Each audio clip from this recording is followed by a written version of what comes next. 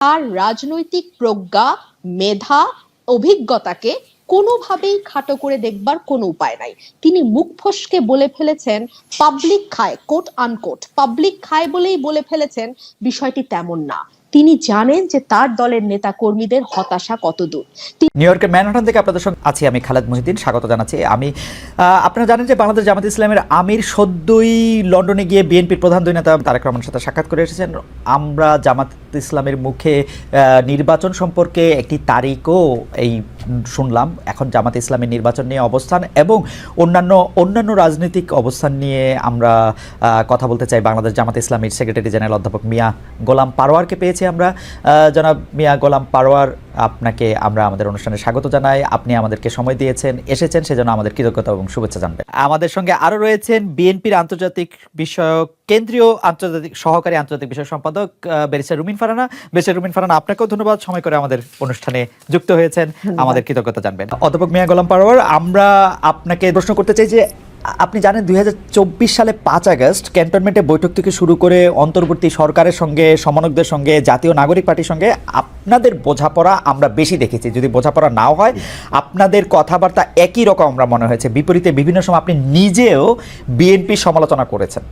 এখন লন্ডনে জামায়াতের আমিরের বৈঠক, বিএনপি শীর্ষ নেতৃবৃন্দের সঙ্গে, এরপর দেশে এসে ফেব্রুয়ারির মধ্যে নির্বাচন দাবি, এই সবটাই একটু ইউটার্ন মনে হয় কিনা যে একটা অবস্থানের পরিবর্তন? আপনারা কি অন্তর্বর্তী সরকার বা এনসিপির কে ছেড়ে বিএনপির দিকে ঝুঁকছেন কিনা? জনাব মিয়া গোলাম পারোয়ার। ধন্যবাদ খালিদ ভাই। আমি খুব বিনয়ের সাথে বলবো যে না, আমাদের অবস্থান নীতিগতভাবে যা শুরুতেই ছিল, আমাদের সম্মানিত আমির জামাত নির্বাচনে অংশগ্রহণ ইত্যাদি সম্পর্কে যে অবস্থানের কথা প্রথমেই বলেছিলেন, এখনো আমাদের অবস্থান সেটাই আছে। ইউটার্ন বলতে যেটা বোঝায়, আলহামদুলিল্লাহ আমাদের অবস্থানের ক্ষেত্রে আমরা কোনো ইউটার্নে যাইনি। আপনি হয়তো বলবেন যে গতকালকে দুজন মার্কিন উপসহকারী পররাষ্ট্রমন্ত্রীর সঙ্গে আমাদের সাক্ষাৎ পরবর্তী যে প্রেস ব্রিফিংয়ে আমির জামাত যে বক্তব্যটা দিয়েছিলেন, আর আজকে ওনার ইউরোপ, ইউকে ইত্যাদি সফরের পর আজকে যে উনি মিট দ্য প্রেস করেছেন, সেখানে উনি নির্বাচন প্রশ্নে সাংবাদিক বন্ধুদের প্রশ্নের জবাবে যা বলেছেন, এটার ভিত্তিতে অনেকে একটু ব্যাখ্যা বিশ্লেষণ করতে গিয়ে কেউ একটু মনে হচ্ছে যে অবস্থান কি জামাত ইসলামী বদলে ফেললো কিনা। আমি এখানে পরিষ্কার করতে চাই যে আপনার হয়তো খেয়াল আছে, উনি গতকালকে সাক্ষাৎকারের সময় পরিষ্কার করে বলেছেন, প্রথম সেন্টেন্স সেটা হচ্ছে কেয়ারটেকার সরকারের যিনি প্রধান, অর্থাৎ অন্তর্বর্তীকালীন সরকারের chief adviser doctor professor Yunus, ইলেকশনের যে আউটলাইনটা তিনি দিয়েছেন, তার টেন্টেটিভ ডেট যেটা বলেছেন যে ডিসেম্বর 25 অথবা 26 জুন। আমাদের আমির জামাত এটা পরিষ্কার বলেছেন যে কোনো ক্রমেই এই জুন অতিক্রম করা ঠিক হবে না। প্রধান উপদেষ্টার এই কথার উপরেই যেন উনি ঠিক থাকেন, এটা আমরা যে রিফর্মগুলো প্রয়োজন, জি, police, civil administration, judiciary, constitution, এই সমস্ত জায়গাগুলো সংস্কার সম্পন্ন করে, আর মানবতা বিরোধী অপরাধের, জুলাই অভ্যুত্থানের সাথে সংশ্লিষ্ট অপরাধীদের বিচারকে নিশ্চিত করে, দৃশ্যমান করে যদি ওনারা এই ওনাদের ঘোষিত ডেটের মধ্যে ইলেকশন করতে পারেন, আমাদের কোনো প্রবলেম নাই। এখন সেটা আবহাওয়ার জন্য, রমজানের জন্য কিছু আগে ওনারা করবেন কি পরে করবেন, তবে ওনাদের দেওয়ার সময়সীমা জুন যেন শেষ না হয়, ক্রস না করে। আলটিমেটলি মূল কথাটা তাই।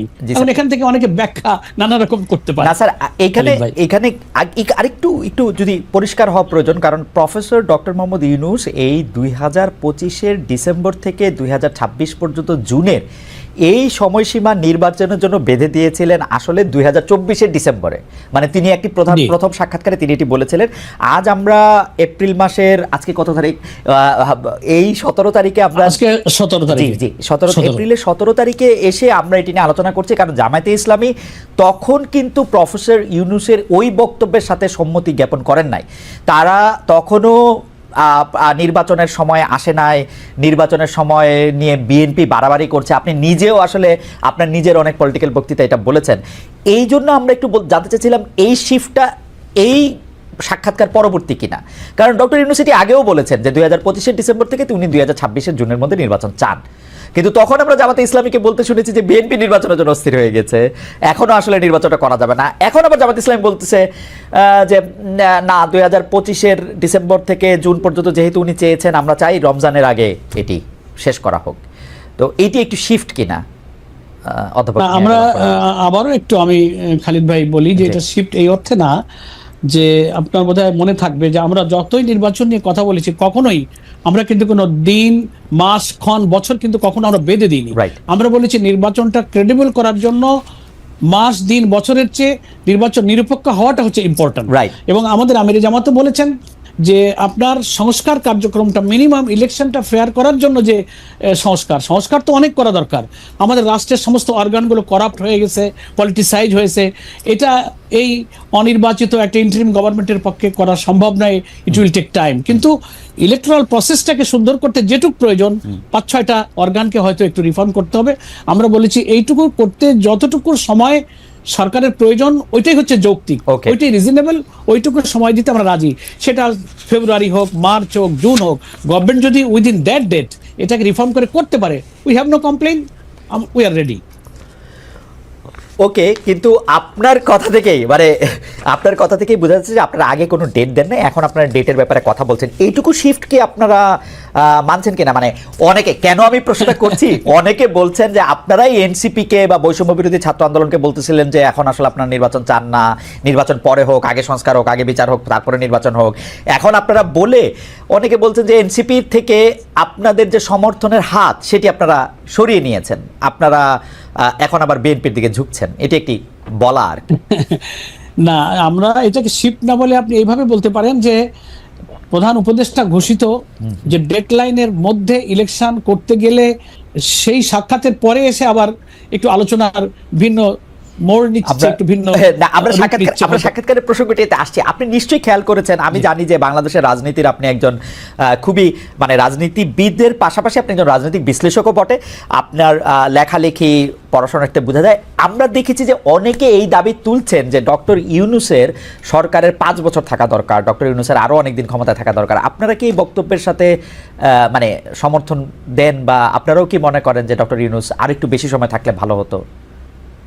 না, আমরা তা বলি না খালিদ ভাই, এই কারণে বলি না যে একটা গণতান্ত্রিক দেশে, গণতান্ত্রিক রাজনৈতিক নিয়মতান্ত্রিক এবং পার্লামেন্টারি সিস্টেম অফ ডেমোক্রেসি যে দেশে রাজনীতিতে আছে, সেই দেশে আমরা জুলাই অভ্যুত্থানের মধ্য দিয়ে নির্বাচিত জনপ্রতিনিধিদের কাছে ক্ষমতা হস্তান্তরের যে কমিটমেন্ট আমরা জনগণের কাছে করেছি, এবং প্রফেসর ডক্টর ইউনূসও অলরেডি তিনিও কমিটেড টু দ্য পিপল। সেই কারণে রিজনেবল সময় যেটুকু একটা নির্বাচন করতে লাগে, সেই সময়টুকু দেওয়ার জন্য এই জাতি প্রস্তুত। সেটার জন্য 5 বছর সময়, এটা আমার মনে হয় কেউই, একটা ফ্রি ইলেকশনের জন্য 5 বছর সময় প্রয়োজন হয় না। তার আগেই কিন্তু সংস্কার শেষ করে সুষ্ঠু নির্বাচন দেওয়া সম্ভব। এই জন্য পাবলিক বা জনগণের একটা অংশ নানান কনটেক্সটে এই ধরনের ধারণা করাটাও তাদের দোষণীয় নয়। কারণ বর্তমান অন্তর্বর্তীকালীন সরকারের শাসনকালে কিছু সমালোচনাও যেমন আছে, আবার বিগত রমজান আমরা পার করেছি, আমাদের দ্রব্যমূল্য, আমাদের বিদ্যুৎ, আমাদের রেমিটেন্স, আমাদের পার ক্যাপিটা ইনকাম, আমাদের জিডিপি, নানান জায়গায় সূচক ভালো, এই প্রশংসা তো সবাই করছে। সেই কারণে সাধারণ মানুষ যারা অত রাজনীতি সচেতন নয়, পলিটিক্সের অত ব্যাখ্যা, গঠনতন্ত্র, সংবিধান, পার্লামেন্টারি সিস্টেম অফ ডেমোক্রেসি এত কিছু বুঝতে রাজি না, তারা মনে করে ভালোই তো আছি।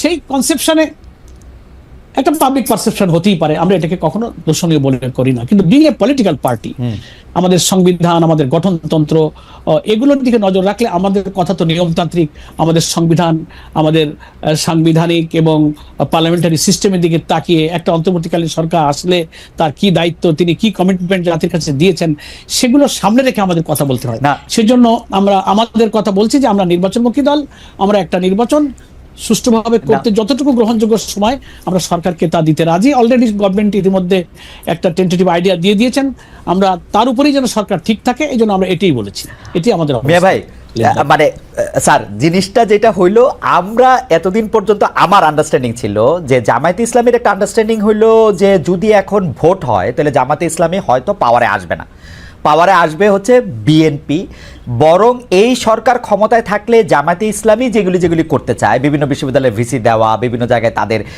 জামায়াতে ইসলামীর মাইন্ডেড লোককে বসানো, যেটি সম্ভব হচ্ছে বা হয়েছে, সেটি এই সরকার থাকলে যতটা সম্ভব বিএনপি সরকার আসলে এটি একটু কম সম্ভব বা কম।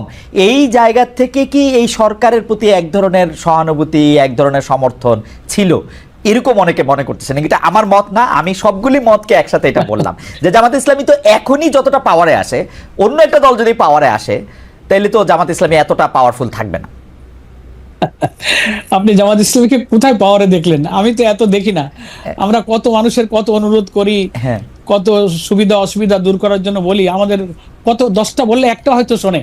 কিন্তু আপনার বর্ণনা আর কিছু কিছু মিডিয়া এমন ভাবে জিনিসটাকে সবাই বলে যে সবগুলি বিশ্ববিদ্যালয় কি সুডো আপনাদের দখলে, শিক্ষক প্রশাসন থেকে শুরু করে উপাচার্য। না, এটা ঠিক না। আপনি চেক করেন, দেখেন কয়টা পাবলিক ইউনিভার্সিটি, কয়টা প্রাইভেট ইউনিভার্সিটি, কয়টা লোক। আমি তো দেখি না যে আমার দলীয় কোনো একটা লোক কোনো বিসি হয়ে আছে। মানে একটা লোক একটু ভালো হলে, সৎ হলে, মুখে একটু দাড়ি হলে, একটু নামাজি হলে বলে আরে এই লোকটা জামাতের লোক। এটা একটা আলোচনা। আমি আপনাকে খালি দিয়ে একটা উদাহরণ দিই।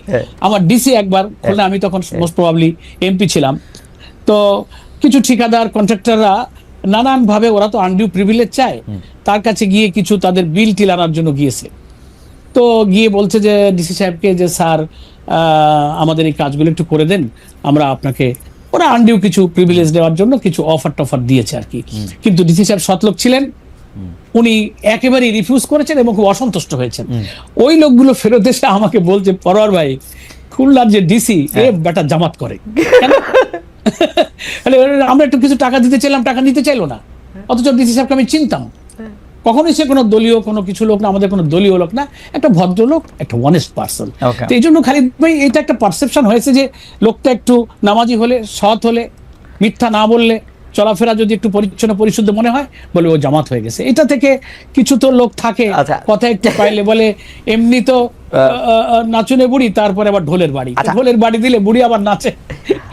ব্যক্তিগত অনেস্টি থেকে পার্টি এজ এ জামাতে ইসলামী, এজ এ পলিটিক্যাল পার্টি, আমরা জামাতকে কিন্তু অনেক রাগ ঢাকের মধ্যে দিয়ে যাইতে দেখি।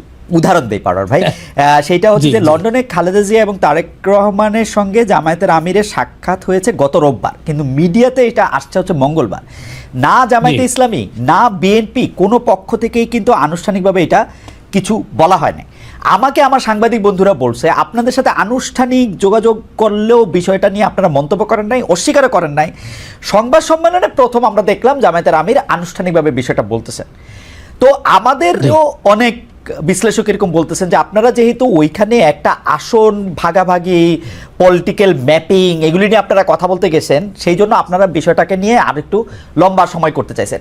এর আগেও কিন্তু আমরা বিভিন্ন রাজনৈতিক প্রশ্নে, সেগুলো আমরা পরে আসবো, আমরা জামায়াতে ইসলামী যেহেতু সরাসরি খুব মিথ্যা কথা বলতে পারে না, তো জামায়াতে ইসলামী কি করে, চুপচাপ থাকে, বলতে চায় না, এক ধরনের কৌশলের আশ্রয় নেয়। ওইটা আপনি কিভাবে দেখবেন? এই লন্ডনের বৈঠকটাকে শুরু করে পরে রাজনৈতিক বিশ্লেষণগুলিতে আমরা আসতেছি। প্রধানমন্ত্রী শেখ হাসিনা সকলের সঙ্গে ভারসাম্য করে ফেলেছে। সকলের সঙ্গে বলতে বৈদেশিক শক্তিকে এখানে বোঝানো হয়েছে, অর্থাৎ তাদের পায়ের নিচে যেই বেইসটা বা মাটিটা, সেটা হচ্ছে বিদেশি শক্তি, দেশের মানুষ নয়। এক। দুই হচ্ছে জনাব ওবায়দুল কাদেরের রাজনীতির বয়স 50-এর উপরে, যদি আমি ভুল না করি, 60-65ও হতে পারে, মানে জানি না, অনেক বয়স ওনার রাজনীতির। উনি একজন পোড় খাওয়া রাজনীতিবিদ এবং উনি আওয়ামী লীগের মতন একটি দলে, যখন আওয়ামী লীগের চূড়ান্ত সুসময়, এত বছর জন্মের পর এত বছরের মধ্যে এত ভালো সময় আওয়ামী লীগের জীবনে আর কোনোদিন আসে নাই, সেই সময় তিনি দুইবার সাধারণ সম্পাদক হয়েছেন। সুতরাং তার রাজনৈতিক প্রজ্ঞা, মেধা, অভিজ্ঞতাকে কোনোভাবেই খাটো করে দেখবার কোনো উপায় নাই। তিনি মুখ ফসকে বলে ফেলেছেন পাবলিক খায়, কোট আনকোট পাবলিক খায় বলেই বলে ফেলেছেন, বিষয়টি তেমন না। তিনি জানেন যে তার দলের নেতা কর্মীদের হতাশা কত দূর।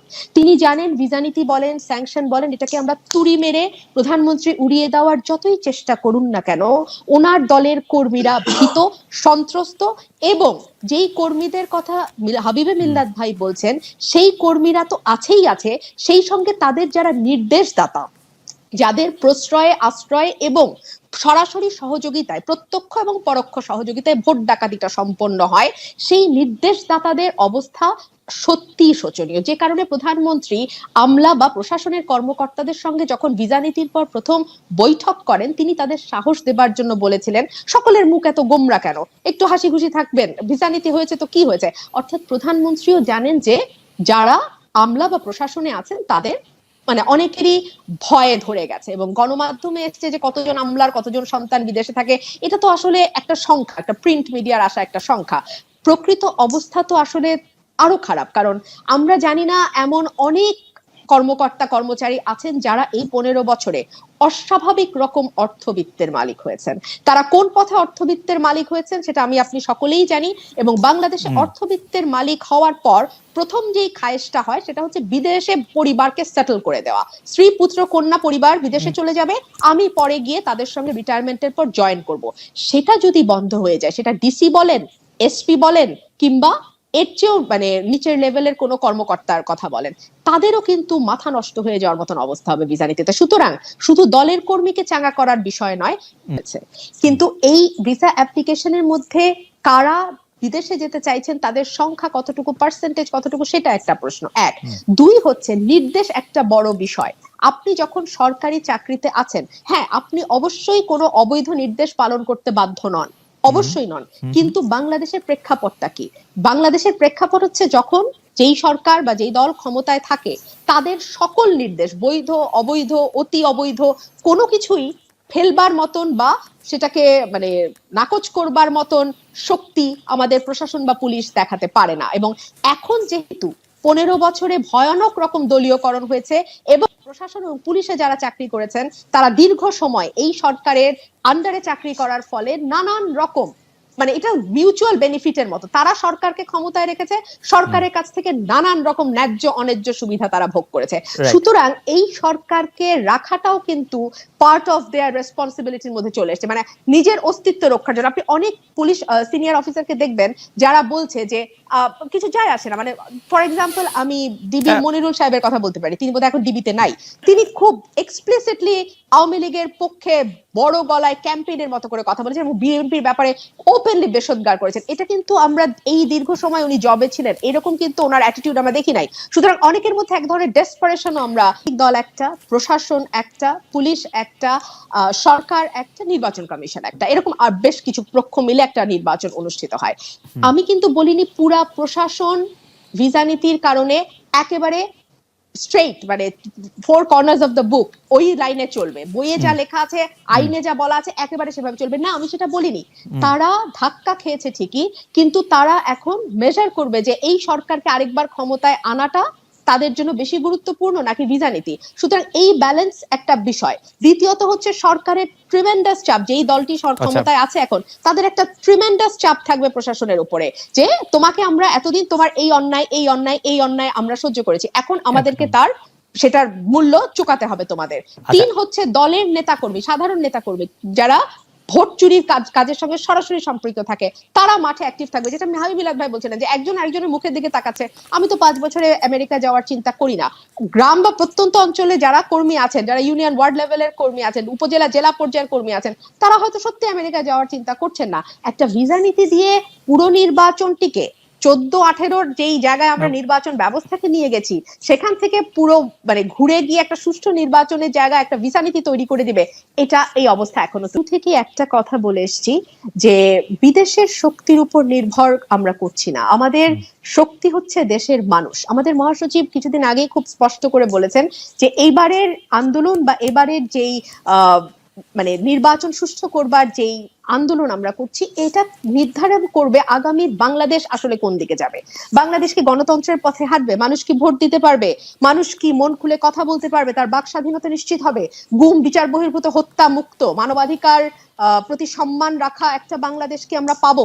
সুতরাং এই বিষয়গুলোর ফয়সালা এই আন্দোলনের মধ্যে বা এই নেক্সট নির্বাচনের মধ্যে দিয়ে এই ফয়সালাটা হয়ে যাবে। সুতরাং এই আন্দোলনটাকে না আমি শুধু বিএনপির আন্দোলন হিসেবেও দেখি না, এটা সাধারণ মানুষের অধিকার রক্ষার আন্দোলন এবং এটা সাধারণ মানুষের আন্দোলনও বটে। হচ্ছে খালেদ ভাই দেখুন, আমরা গত 1 বছর ধরে আমরা কিন্তু ধারাবাহিক ভাবে সভা সমাবেশ করে আসছি। ভিসা নীতির একটা সুফল তো ডেফিনেটলি বিরোধী দলগুলো পেয়েছে, তারা খোলা মনে সভা সমাবেশ করতে পারছে। আগে যেই চাপটা ছিল, আগে অনুমতি নাই, অনুমতি দিচ্ছে না পুলিশ, ভেঙে দিচ্ছে আমাদের মঞ্চ, সরিয়ে দিচ্ছে আমাদের কর্মীদেরকে, সেই জায়গা থেকে পরিস্থিতি কিছুটা ভিন্ন হয়েছে। এখন আমরা একটার পর একটা সমাবেশ করেছি এবং সেই সমাবেশগুলোতে আপনি যদি লক্ষ্য করেন, আমি সেটাকে আসছি, হ্যাঁ, সভা সমাবেশগুলো আমরা করতে পেরেছি। আমি জাস্ট সমাবেশের কথা বলছি। আমরা মিছিল করতে পেরেছি, কিন্তু আমাদের অবস্থান কর্মসূচি তারা করতে দেয়নি। এবং অবস্থান কর্মসূচিতে তাদের যেই আচরণ, সেটা অত্যন্ত মারমুখী। এবং এখানেই শেষ না, ভিসা নীতির ফলে আমরা সমাবেশ করতে পারছি, যেটা একদিকে যেমন সত্য, একই সঙ্গে এটাও সত্য যে এই এক বছরে এই সমাবেশগুলোকে কেন্দ্র করে আমাদের 22 জন কর্মীকে গুলি করে হত্যা করেছে। এটাও সত্য, আমাদের নেতাকর্মীদের বিরুদ্ধে আবারও নতুন করে মামলা হয়েছে, যেগুলোতে অজ্ঞাতনামা আসামি আবার অনেকগুলো। আপনি যদি নির্বাচনের কথা বলেন, ইলেকশনের কথা বলেন, হ্যাঁ, তাহলে একরকম। আর যদি বলেন সভা সমাবেশ করতে পারছি কিনা, পারছি, কিন্তু তার চেয়ে আরেকটু কঠোর কর্মসূচি আমরা যখন দেব, তখনই বোঝা যাচ্ছে যে 29 তারিখের যে ঘটনাটার কথা আপনি বললেন, অবস্থান কর্মসূচির, সেটাতে যেমন বাধা এসছে, নেক্সটে যখন যদি আমরা অবরোধ বা এই ধরনের ঘেরাও কোনো কর্মসূচি দেই, অবস্থান কর্মসূচি, সেটার পরিণতি কি হবে সেটা কিন্তু এখনই বলা যাচ্ছে না। আর নির্বাচনের ক্ষেত্রে উত্তরটা হচ্ছে, সরকার কোনোভাবেই কোনো নীতি দিয়েই ক্ষমতা চলে যেতে পারে এমন কোন সুষ্ঠু নির্বাচন তারা বাংলাদেশে হতে দিবে না। তাদের সুষ্ঠু নির্বাচনের প্যারামিটার হচ্ছে অতটুকুই, যে সুষ্ঠু নির্বাচন দিয়ে তারা ক্ষমতায় থাকবে।